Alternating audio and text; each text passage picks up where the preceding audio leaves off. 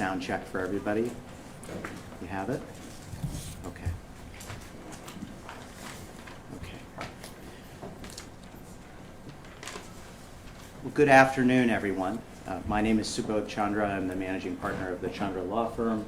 With me, come a little closer, is Gary Brack, our client, who has filed suit today against Armin Budish, the county executive of Cuyahoga County, Akram Boutros, the CEO of Metro Health itself, Cuyahoga County, the former corrections director, Ken Mills, and Jane Platten, the chief of staff for Metro Health. Also with me is my partner, Ashley K. Sletvold, who is working hard on this matter. We are all experiencing the trauma and tragedy of now up to 9 deaths in the Cuyahoga County jails. The most recent one this month. And all of this could have been avoided if the efforts of Nurse Gary Brack had been respected. Gary Brack, RN, has a distinguished career as a nurse going back 20 years. He has special certifications specifically in the area of correctional health. And he did everything he could to sound the alarm internally first at Metro Health and within the county, within the sheriff's department, to ensure that inmates' health and lives were protected, and also to ensure the safety of his fellow medical professionals, including the nurse. This all came to a head on May 22nd, 2018, when Nurse Brack accompanied Jane Platten, the chief of staff for Metro Health, to the Cuyahoga County Council meeting, and there Nurse Brack saw Ken Mills, the director of corrections, who had been so difficult and such an obstacle to healthcare and nursing in the facility. There Nurse Brack saw him dissemble and mislead and give not terribly truthful testimony to the council members. Now, Nurse Brack had been specifically instructed by Jane Platten on behalf of Metro Health that he was not to speak other than on purely technical issues, that it was not a part of his job, that he was not supposed to say anything, in part apparently because of the fear that he would tell the truth. So he was specifically told that he was not to engage the council members. And yet the council members understood that he was the person with the medical knowledge on site that day in that May 22nd, 2018 hearing, who could answer what exactly was going wrong in the jails. And so they asked him. The chairman of County Council's committee, Michael Gallagher, and then also Councilwoman Yvonne Conwell, asked him pointed questions. And as professionally and diplomatically as he could, he told the truth. He talked about the conditions in the jails, and he was as restrained as he could be, but as a private citizen engaged in private speech at that moment. Private speech is defined by Metro Health, mind you, because they said that he wasn't doing this as part of his job. He told the truth. And so, as a result, and there's no dispute about this at this point because of the admissions in the media by the Budish administration, Armin Budish, the county executive, was incensed. And so what did he do? He went over to Metro Health the next day, accompanied by an aide, and he demanded to Akram Boutros, the head of Metro Health, that Gary Brack, this distinguished RN with the expertise in correctional health care, be removed from his position because he dared to criticize the government. There's just one problem with this. That violates the First Amendment to the United States Constitution, the right to free speech, the right to petition our government, these rights that we hold and cherish so dearly. And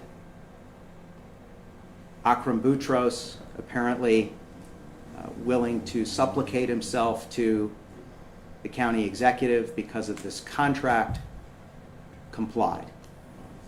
And that set in motion a chain of events in which Nurse Brack received a memorandum from the administration at Metro, removing him from his position and reiterating that his speech to county council was unacceptable and that he did it on his own and it wasn't a part of his job duties.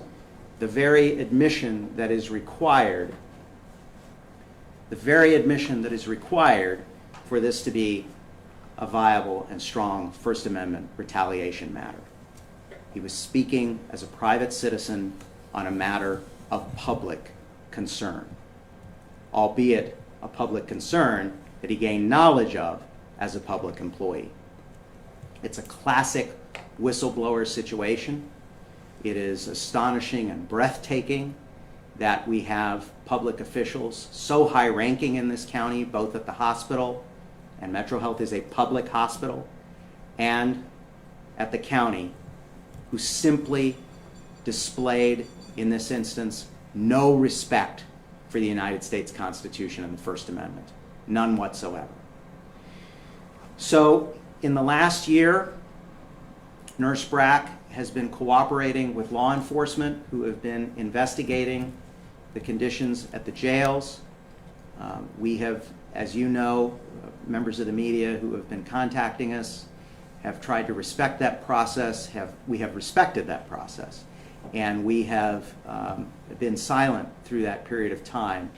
But for reasons of legal necessity, we needed to preserve Mr. Brack's rights.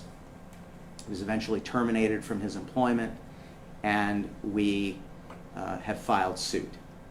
The complaint lays out in detail some of the new details that haven't been reported in the media about the conditions in the jails that Nurse Brack was concerned about, and he is going to give you a statement shortly and also answer your questions.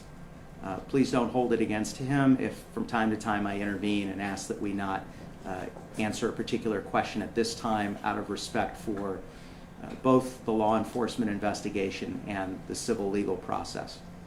But Nurse Brack has cooperated, he has testified, and he remains ready as a private citizen to assist law enforcement in getting to the bottom of what has been happening in our jails, which, as I said at the beginning, has ultimately resulted in 9 deaths. So, before I turn it over to Nurse Brack, I'd like to make one last point. I anticipate that one of the defenses that will be offered to the misconduct by both Metro Health and by Cuyahoga County and Armand Budish, the county executive, is that somehow he had a contractual right, or the county had a contractual right to dictate Nurse Brack's removal. We have seen that defense floated in the media by Mr. Budish's attorney. We have seen that sort of nonsense in writing from Metro Health.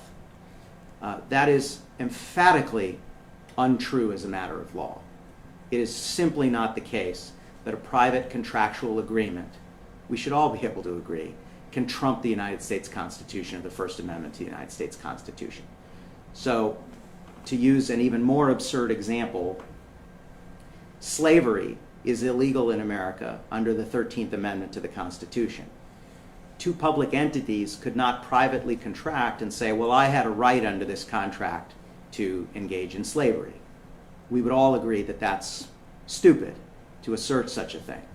And the same is true for the First Amendment, that there is no private contractual agreement that could possibly enable County Executive Armand Budish to retaliate against Mr. Brack for his speech that Metro Health itself deems as speech that he uttered as a private citizen. But there's more.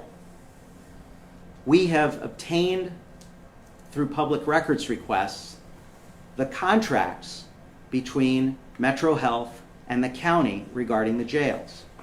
And there are several contracts, but I'm going to pass out to you the relevant excerpts from, put out a few here, put out a few here.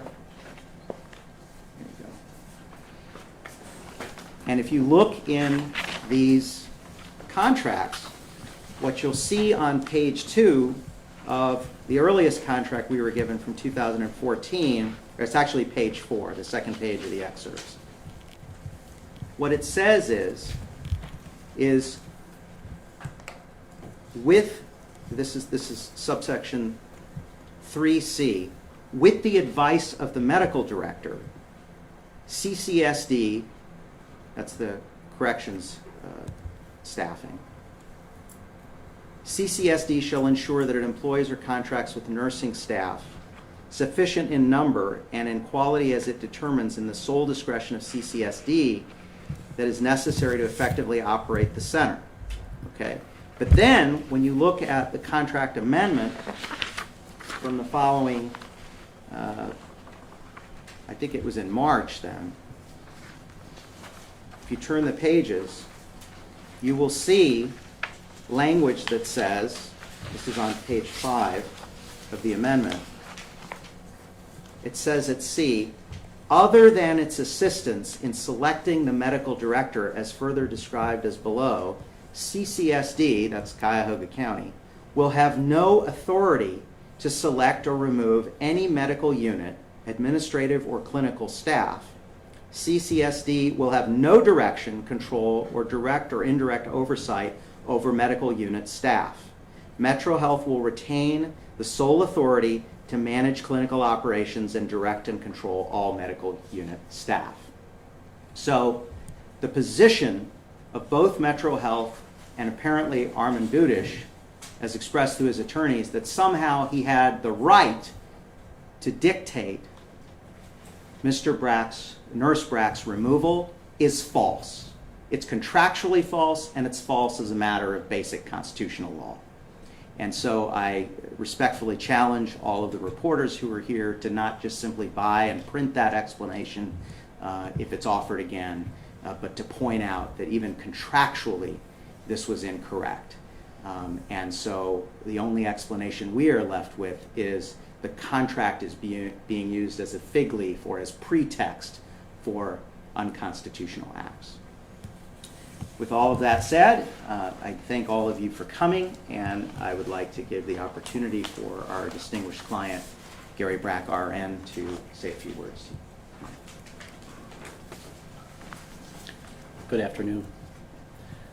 My name is Gary Brack. I'm a registered nurse.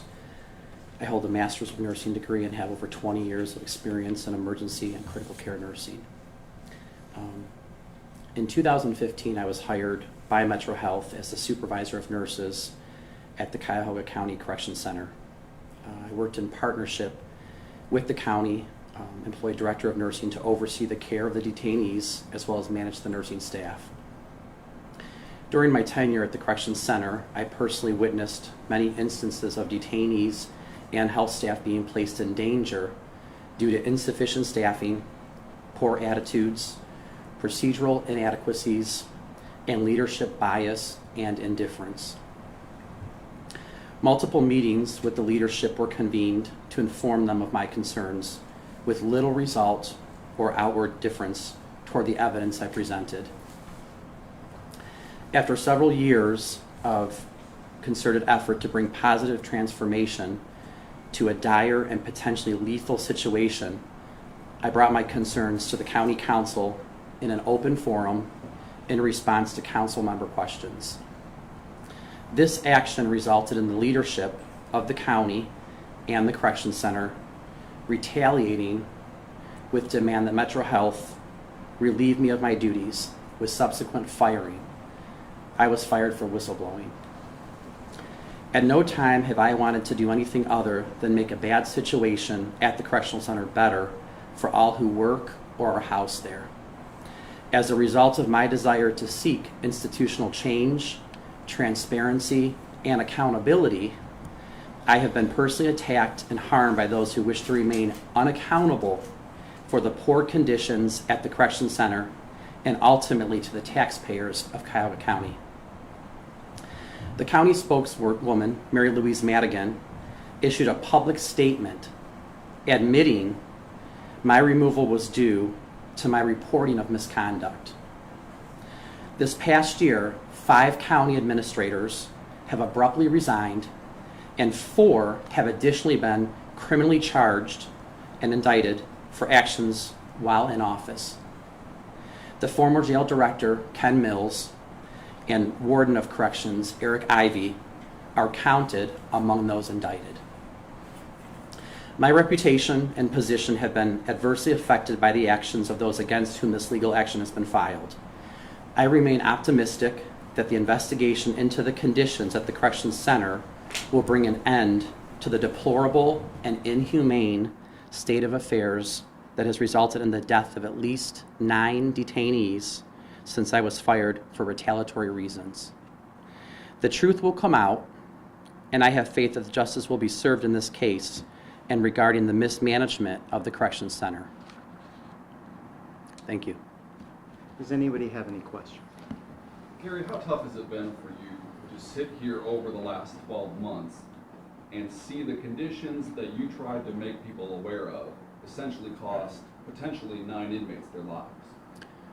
I publicly stated when I was removed in May via a news interview that if these conditions that I spoke of did not change, that inmates would die. I said that in May. Within 100 days after that, 5 inmates died in the county jail. And I believe it's unnecessarily from not changing the current staffing modality and taking those situations seriously. Gary, why don't you take a minute to explain a little bit about why you had made that assessment and what you thought were the existing conditions that were putting inmates at risk not only of their health but also potentially death? The county was so understaffed that on a typical day, the census or the count was close to 2,200 inmates. On the night shift, I had 3 RNs in the entire facility, 3 RNs for 2,200 inmates. There's no way that you could possibly do intake procedures, interview inmates who are suicidal, administer medications, and respond to medical emergencies in a 2-story building with 2,200 inmates with 3 registered nurses. I stated then, and I still state, it's plain dangerous. And it remains dangerous because those staffing numbers have still not been reflected or adjusted to account for those for the number of inmates that they have. And that's just for starters, right? Correct. Yeah. Okay. You, I can understand your firing happening between Boutros and Budish. Why is Jane Platten and why also Ken Mills named in this lawsuit? I'll answer that. So they are named because Platten participated in the firing. Platten was a part of that process. She was part of the communications apparatus to Gary, and she was a part of it. Right, and in addition, there's a separate claim for prior restraint under the First Amendment, and so she had imposed the prior restraint on behalf of Metro Health, telling Mr. Brack that he couldn't warn the county council in the hearing, or anyone, about what was actually going on in the jails. In addition, Ken Mills was a participant in these events, and we believe that the evidence is going to show that he was responsible for in part responsible for spurring the retaliation against Mr. Brack by Mr. Budish and Mr. Boutros, Dr. Boutros. You talk about it in the complaint. Ken Mills isn't necessarily the top of this food chain, is it? you believe Ken Mills was acting on behalf of Armin Budish in a lot of cases. Well, with respect, it depends on what we're talking about. With respect to these events and the firing, yes, we believe that Armin Budish, in fact, he's admitted through his spokesperson that based on what Nurse Brack said, that he wanted him terminated and went to Dr. Boutros and arranged for that. So that is, I don't think, going to be in dispute at this point unless they want to change their public story, realizing that they've admitted to unconstitutional conduct. Now, as for the jail conditions, I'll let Nurse Brack comment on that, but he may be able to elaborate on, from his own personal knowledge, what he knew Ken Mills's responsibility was versus what others were driving. Do you want to have anything to say about that? Or? Sure. In the 3 years I was the nursing supervisor at the jail, Euclid Jail was open that entire time. There was no medical staff assigned to the Euclid Jail.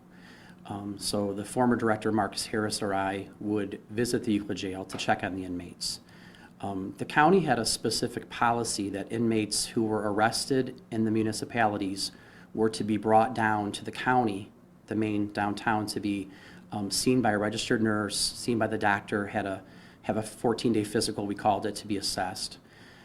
What Marcus and I discovered in going to Euclid is that Director Mills had given a directive to the security sergeants, supervisors, corporals, that he did not want the inmates sent down to county if they were only going to be in there 4 or 5 days.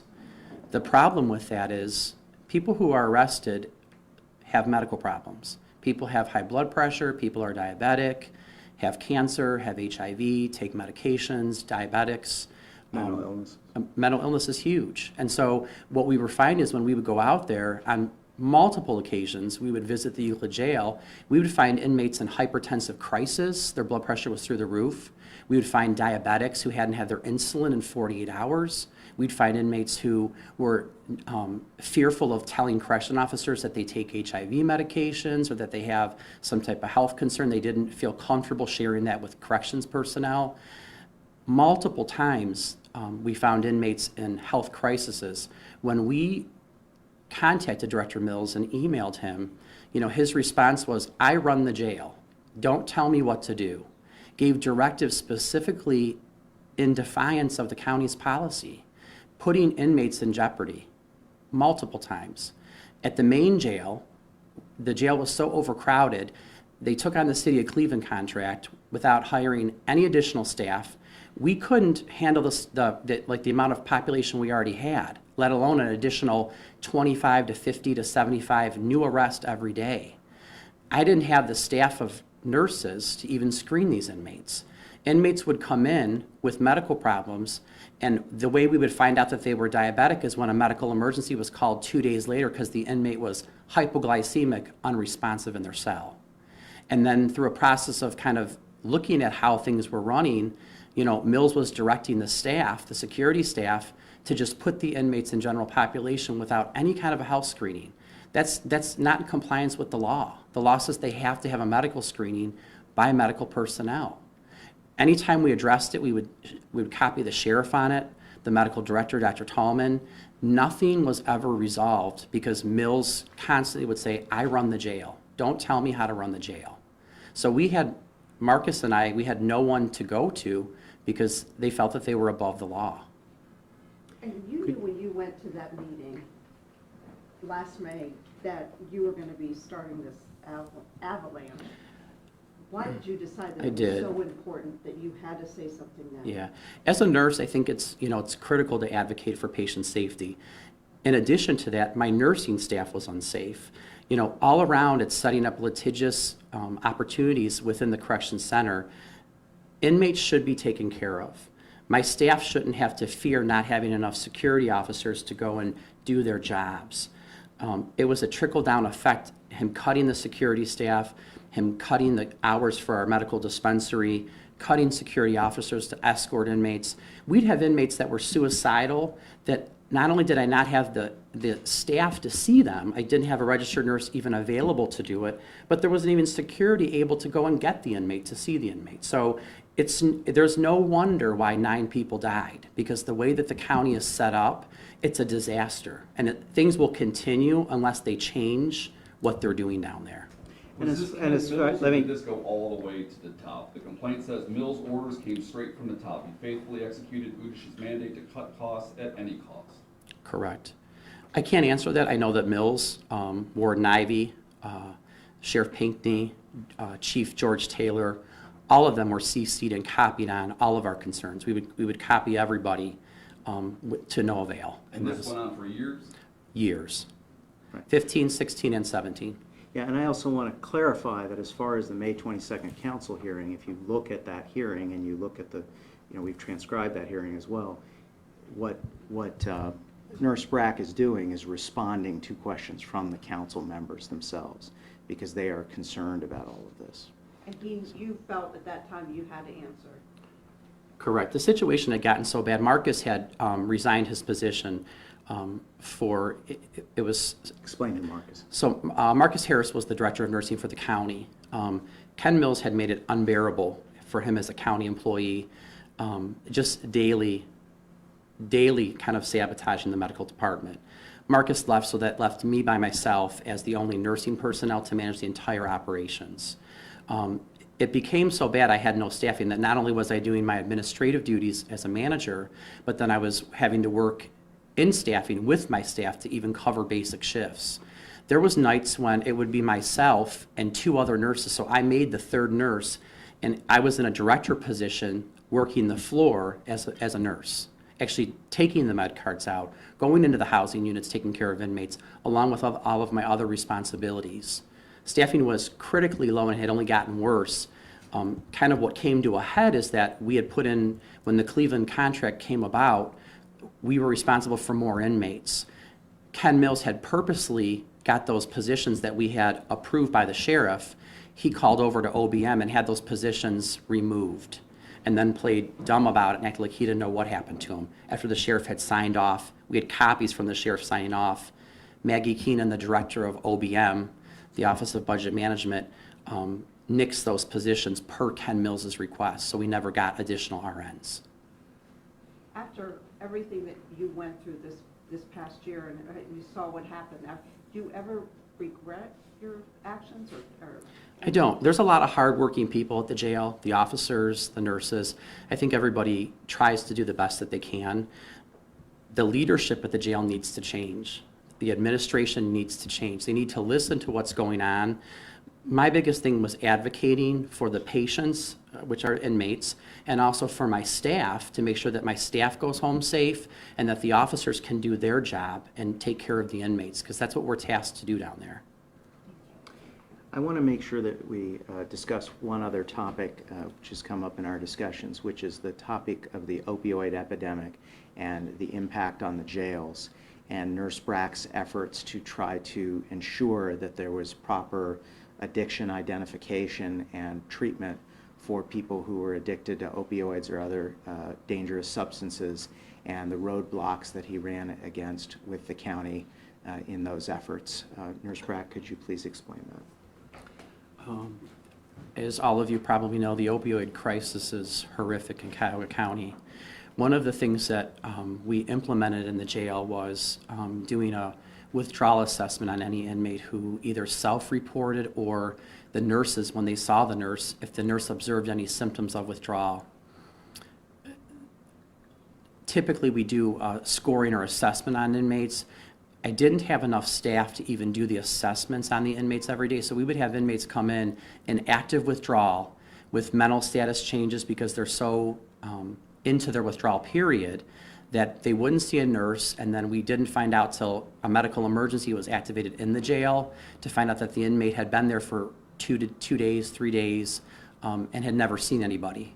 And then part of the problem was, even after we identified that somebody was using some type of opioid substance, I didn't have the nursing staff to even go in the housing units to perform the assessments.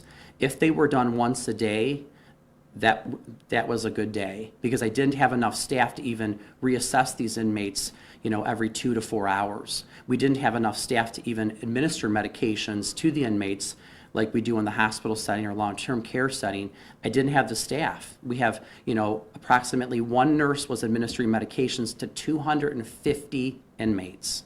250 inmates, and on average, they would take 3 to 4 pills each. So they're lining up at the door. It's, you're in a correction center environment. The nurses have to monitor, get their vital signs, do an assessment. There's no privacy involved. We had talked about having a housing unit specifically just for inmates with opioid withdrawal. But when we identified someone coming in who was coming down, we wanted to set aside a couple housing units where we'd have a nurse set in there 24 hours a day to kind of monitor those inmates. We had talked with Director Mills about that and Warden Ivy. That never came to fruition. And why don't you say a little bit more about what their actual reaction was, what Mills would say to these efforts? Yeah, to try to typically treat whenever, addiction? Marcus and I were, Marcus Harris, the Director of Nursing, and I, and Dr. Tallman, we were all certified in correctional health care. So we had gone to conferences, we had talked with other jails to kind of see what their processes was. What is best practice in the correction industry? What do other prisons or jail systems do? And so when we would bring these topics up at, meetings, Mills and Ivy would laugh, would snicker at us, and again, it always came to, we run security, stay in your lane was his famous line to me. He would always say, stay in your lane, you're not gonna tell me what to do. So nothing that we ever kind of came up with that would have benefited the jail ever came about because, and part of that is too, there was no officers to even bring inmates down. So we would have inmates who, Judge Matthias had started a big program with the naltrexone injections. So we tried to get inmates screened for that. We couldn't even get the inmates brought down to medical because we had to run sick call, we had a dental sick call, we had psychiatry sick call. That was kind of the least of their priorities. So if we would have even had someone to bring the inmates down, they could have maybe been seen. In a population of 2,200, we had a part-time, I think he came 2 days a week, drug counselor. 2 days a week for 2,200 inmates. And then on some of the days he came, he couldn't even see the inmates because there'd be no officer to transport the inmates. So sometimes he would come and we'd have a list of 20 inmates who wanted to get some drug counseling, and he wouldn't even be able to see the inmates because there was no officers to transport the inmates. We would call the corporals, we would call the sergeants, I called the warden. And the answer was, well, where am I supposed to pull these officers out of? So there was no resolve to anything that ever happened down there. So, and there was no accountability. There was no repercussions for them not bringing inmates down for medical. I used to respond to all the grievances in the jail. Anytime an inmate was upset with something, they would write a grievance, and then I was solely responsible to investigate that, to follow up, to take some kind of action on Is it. this only as to medical issues? Only medical or mental health. That kind of fell under medical issues. So many times inmates would write, I can't even get scheduled to see the doctor. They couldn't see the physicians because we had no staff to even bring them down. They were constantly red zone, which is when there's one officer for 2 and 3 and 4 housing units. This went on for years, and there's still red zoning. There's still, the county keeps saying, oh, we're gonna hire more, we're gonna hire more, but it doesn't take care of the problem. So you still have inmates that don't get to see medical. The current administration, as of a couple weeks ago, Metro Health staff at the jail called me. They didn't even know how to pull up the annual physical list, the physicals for the inmates. We're required to do a 14-day health assessment on any inmate that comes in. Within 14 days, they have to have a full health assessment. The IT person from Metro Health contacted me because she did not know how to pull up a 14-day physical list. So I know that those inmates, if you were to go look right now, I know that they're still behind in their health assessments. If you don't even know how to pull a list, I know you haven't seen the inmates, because I was the one that used to pull the list as the director down there. So if you don't know how to pull those lists, who's pulling it? Did you feel like on May 22nd, for the first time in years, somebody from the county government was listening to your concerns? I did. I have to say I was shocked when I was relieved from my position. I felt like when I went to county council that there would effectively be some change. I felt that somebody would kind of take some action. I felt that county council had some clout, and that Budish would listen and kind of, reach out to me, maybe contact me. And I've never had one conversation with Budish or Dr. Boutros from Metro Health, despite me reporting all these safety concerns that were potential for patients, for inmates to die, potential for staff to get injured. Never once did Dr. Boutros or Armin Budish pick up the phone and say, hey, Nurse Brack, what's going on down there? What did happen was 2 days later, I'm summoned to Metro Health and told you're relieved of your position because you're telling too much. You almost violated our contract, jeopardized our contract. There was a point where you actually said, this is my personal opinion, and you went on to talk about the way Ken Mills treated or dealt with the sheriff at the time. Was that really part of your job to discuss things like that? You know, my personal opinion is just that. It's my personal opinion. That was from my firsthand experience working with Mills directly. And I felt that county council is a governing body, and I feel that, you know, they asked me direct questions. They asked me what the situation was. Mm-hmm.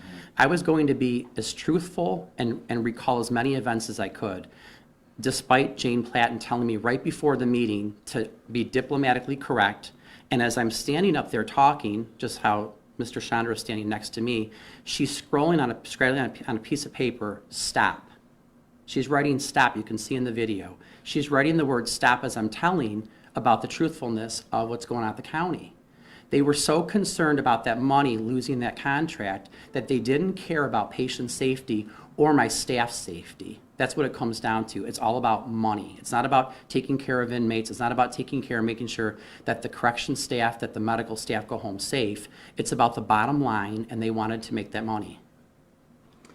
Okay, well, I want to thank everybody for coming. As you see, you can see that we've been very restrained in having this information out because we've been trying to defer to the law enforcement investigation. But it's time for the truth to start coming out here more and more in a public way and through the litigation process as well. I think it's very telling, those last comments by Nurse Brack, that with all of this animus and hatred that was directed at him for telling the truth and the retaliation he faced, not once did he hear any expression of concern from County Executive Budish or from Dr. Boutros, the CEO of Metro Health, about what he actually knew, what he had actually seen, what the jail conditions might be, whether inmates' lives were at risk, whether nursing staff and other medical professionals might have safety issues. That was not the concern. The concern was we have to make ourselves look good and we have to preserve this contract. So it's unfortunate. That's not how public service is supposed to work. But as Americans, we all have a First Amendment right to speak out when we have this kind of knowledge on a matter of public concern. It is our right. We have a right to be free of retaliation, both as a matter of First Amendment law, but also if you look at the complaint, it's actually alleged in the complaint that those are criminal acts for which individuals can be civilly liable.